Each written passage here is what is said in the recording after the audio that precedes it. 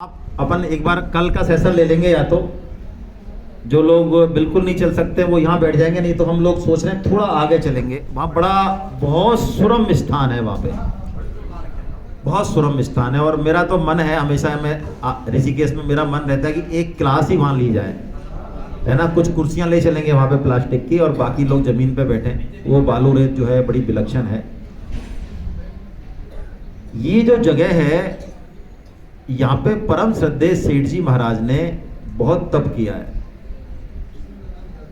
ये कोठरी जो है ना, छोटी सी कोठरी तो अब बनी है। ये सीढ़ियों से नीचे उतरेंगे ना तो गुफा है ये छोटी सी पहाड़ों की।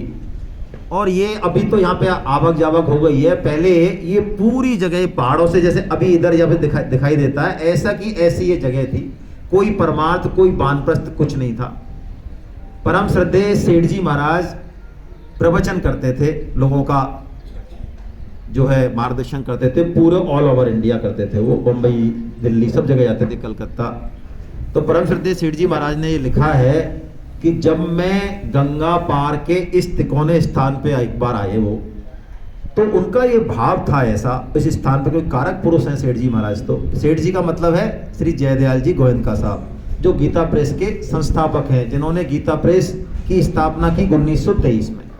तो जब वो इस स्थान पे आए तो उनको इस स्थान पे आते ही ऐसा महसूस हुआ कि पूरी इंडिया में, भारत में इससे सर्वश्रेष्ठ स्थान, इससे बढ़िया तपस्थली साधकों के लिए, हमारे सबके लिए कोई नहीं है।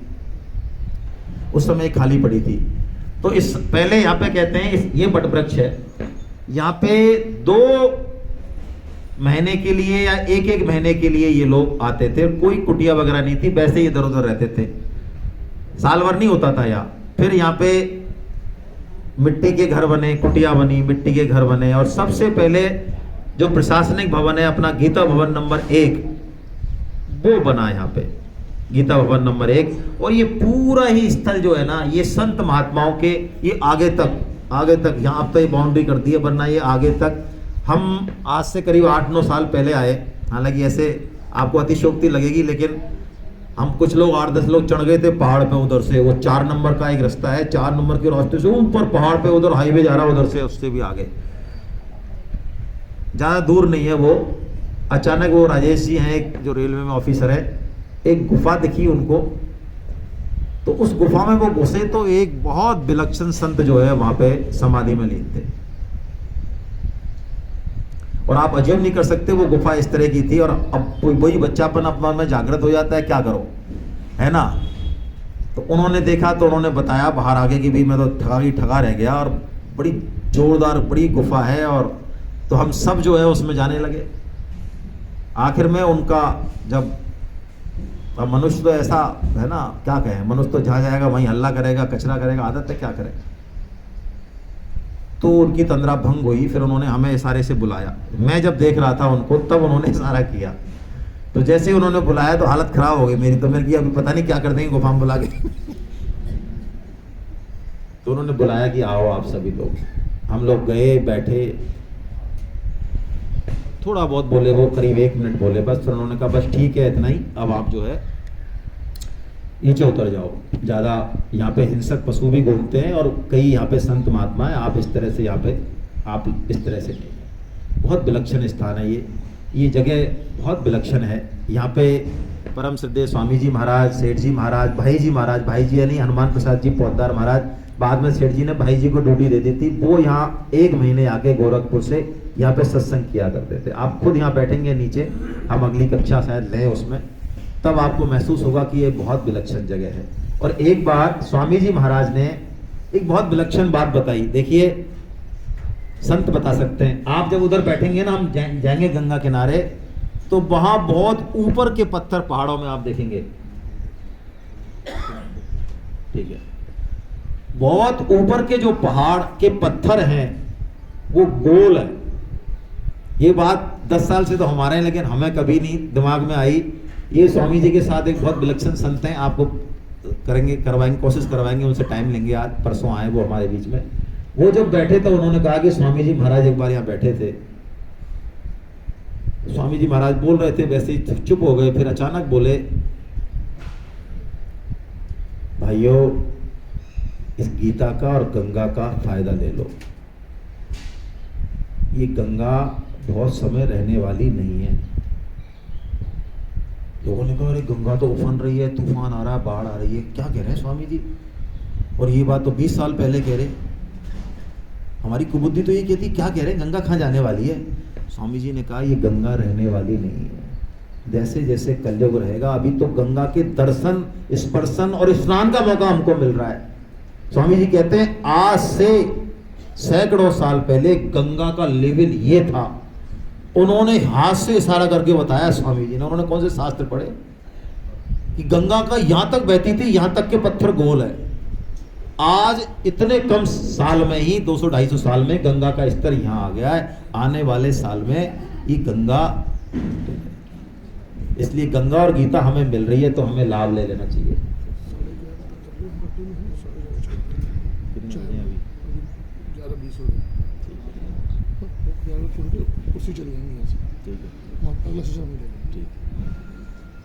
तो परम श्रद्धेय स्वामी जी महाराज यहाँ आते थे कई बार। बड़ा, अब आप में से कितने लोग हैं जिन्होंने दर्शन किया स्वामी जी का?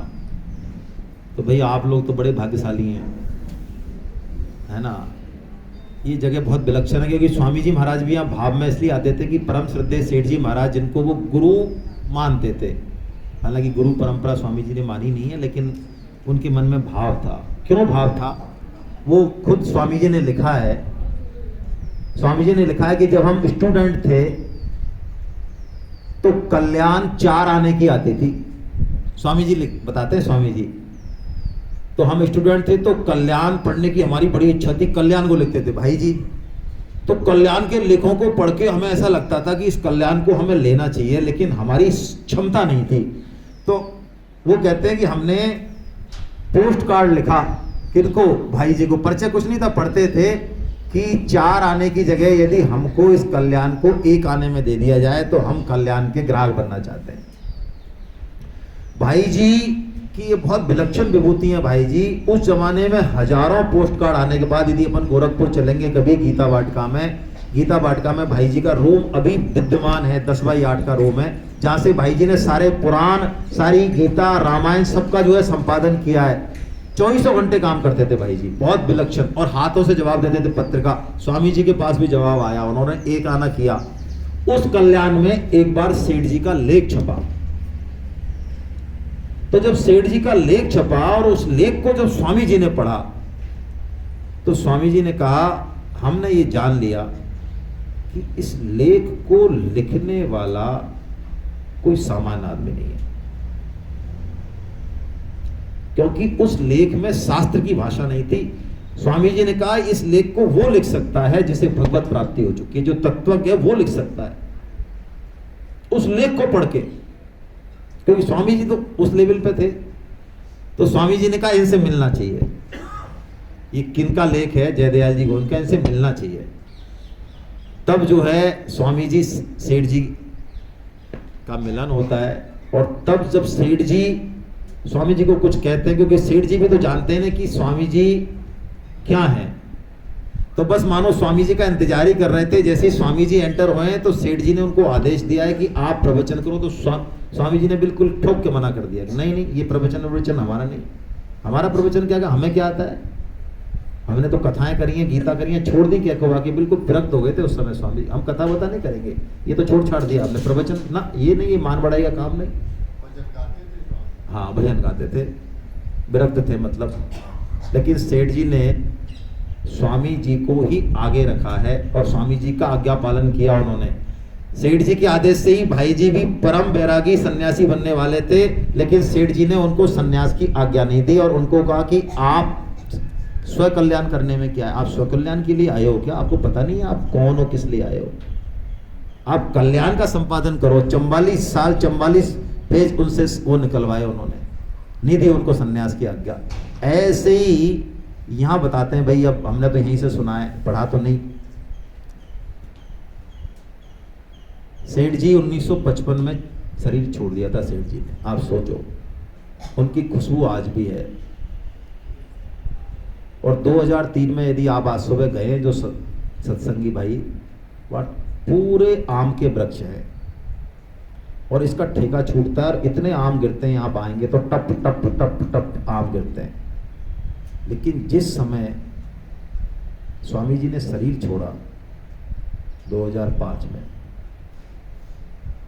आपको आश्चर्य होगा, किसी भी आम के वृक्ष ने उस साल एक भी फल नहीं लगा।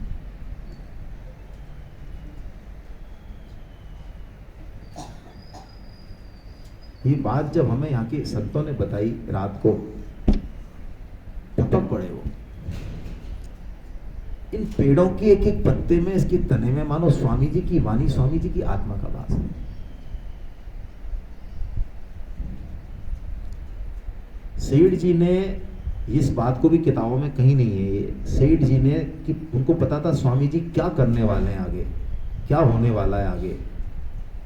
उन्होंने अपने जीवन के 5 साल स्वामी जी को दिए थे। ये बात हमारी बुद्धि से हमें हो सकता है पचे नहीं, लेकिन जैसे नाबालिग पुत्र अपनी संपत्ति को ना दे सकता है, ना कोई संपत्ति को ट्रांसफर कर सकता है, लेकिन बालिग होने पर उसको पावर होती है, ऐसे ही इन लोगों के पास एक पावर होती है कि ये अपनी आयु को दे सकते हैं। राजा पुरु का उदाहरण है, सेठ जी ने 5 साल अपने स्वामी जी को दिए और उन 5 सालों में गीता प्रेस की दशा बदली है सेठ जी, स्वामी जी। ये बहुत विलक्षण जगह है, इसलिए मैंने आपसे निवेदन किया, हम यहाँ पे इधर उधर भागने के चक्कर में बिल्कुल नहीं रहे। हम लोग भी पहले यही समझते थे, जब गीता से जुड़े उससे पहले हम भी यहाँ ऋषिकेश आए हैं, ऐसी बात नहीं है, बढ़िया होटलों में रुके हैं, चोटी वाला की चोटी भी पकड़ी हमने, और हमें लगा कि हम ऋषिकेश घूम लिए हैं, राम झूला, लक्ष्मण झूला, फलाना झूला और 7 मंदिर और फलाने मंदिर। लेकिन इस गीता भवन के बिना, इस वट वृक्ष के बिना कौन सा ऋषिकेश हमने घूमा होगा। आप महसूस कीजिए उस वाइब्रेशन को। 3 नंबर में गंगा के किनारे वट वृक्ष पे, यहाँ पे हर जगह कुछ बात है यहाँ पे, इसलिए ऋषिकेश की सेमिनार को विशेष कहा जाता है। ये बहुत विलक्षण जगह है। गंगा का, जैसा कि स्वामी जी ने बताया, और भी बहुत विलक्षण बातें हम, जब आप ये प्रश्न सर जो संत आएंगे उनसे ही हम करेंगे, उनके श्रीमुख से हम सुनेंगे और बाकी बातें, है ना, उनसे आज हम दिन में टाइम ले लेंगे, है ना, कल परसों में जब भी वो समय देंगे तो उनका प्रोग्राम यहीं रखेंगे। जो लोग नहीं चल पाए वो थोड़ा यहाँ आके बैठ जाना, नीचे मत जाना, और कुछ कुर्सियों को ले चलेंगे और एक सेशन और संत का सत्संग वहीं कराएंगे, है ना। हरे कृष्णा, हरे कृष्णा, हरे कृष्णा। अब हमारा सेशन नंबर 6 हमारा तैयार हो गया है ना। अब देखिए, इसमें भी मैं तो भगवान की कृपा मानता हूँ, हालांकि मुझे तो बड़ा वैसा लग रहा था। हमने ये बुकिंग 3-4 महीने पहले करा दी नंबर 6 नंबर की, लेकिन हमें बताया गया कि भाई 6 नंबर खाली नहीं है, एक दिन जिस दिन आप आओगे आपको 7 नंबर में जाना पड़ेगा। हमने कहा इतने हमारे बुजुर्ग लोग हैं, 7 नंबर तक चलना पड़ेगा, फलाना ढिकाना। लेकिन मुझे ऐसा लगा कि शायद मतलब कुछ इसमें, मतलब भगवान की कुछ विशेष कृपा का अनुभव मुझे अब हो रहा है। मतलब मैंने तो बहुत जल्लाड भी व्यक्त करी और सारे प्रयत्न भी किए कि भाई जब हमारी बुकिंग है तो आपने दे कैसे दिया किसी दूसरे को, और हमसे क्यों नहीं पूछा, और फलाना ढिकाना, लेकिन मेरी पेश नहीं खाई। और हमें ये कहा कि भाई तुम चलो लंच तक तो 7 नंबर में करो, फिर आपको 6 नंबर हम तैयार करके दे देंगे। लेकिन मुझे ऐसा लगा कि वास्तव में, है ना, हम भगवत गीता का थोड़ा वो सहारा ले रहे हैं, तो भगवान हमारी झूठी मोटी शरणागति को भी शायद स्वीकार कर रहे हैं, नए नए रस हमें चखा रहे हैं। हम बड़े भाग्यशाली हैं, इसको अनुभव करें और इसका विश्वास भी करें। अपने दोषों को नहीं देखें, रहती न चित्त, है ना, प्रभु चूक किए कि करत सुरत सहवार ही है कि हमारे दोष भगवान की निगाह में नहीं आते हैं, यही तो मजा है। इसलिए परम श्रद्धेय सेठ जी महाराज ने तो ये अमृत वचन बोला था, इसी जगह पे बोला था। उनको भाव आ गया तो उन्होंने कहा, अब ये बात कहने की नहीं है, हालांकि देखिए इसको अदरवाइज मत ले लेना आप। ऐसा है कि सेठ जी का किसी ने दर्शन भी किया है ना तो उसका पुनर्जन्म नहीं होगा। दर्शन भी किया है तो सेठ जी का साक्षात।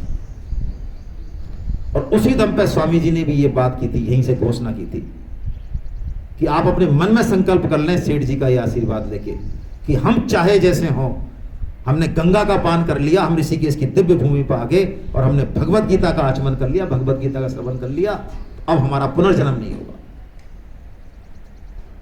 आप छोड़िए कर्म योग, ज्ञान योग, भक्ति योग, साधन योग। साधन से जो सिद्धि मिलती है वो बहुत सेकेंडरी चीज है, संत कृपा से जो मिलता है वो बहुत अलग चीज है। और कोई कहे कि हम बिल्कुल रिजेक्टेड पीस हैं, तो अपना दम रखें और बोलें भगवान से। कोई कहे भी कि आप कैसे चले आ रहे हो भैया, कहते ना हम सेठ जी के आदमी, हम स्वामी जी के आदमी हैं, हिम्मत नहीं है भगवान की कुछ बोलते हो।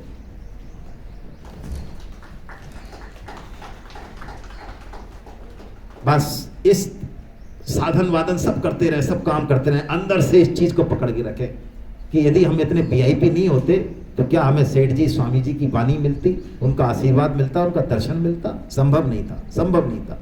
मिला है और जबरदस्ती मिला है, हम सबका अनुभव है।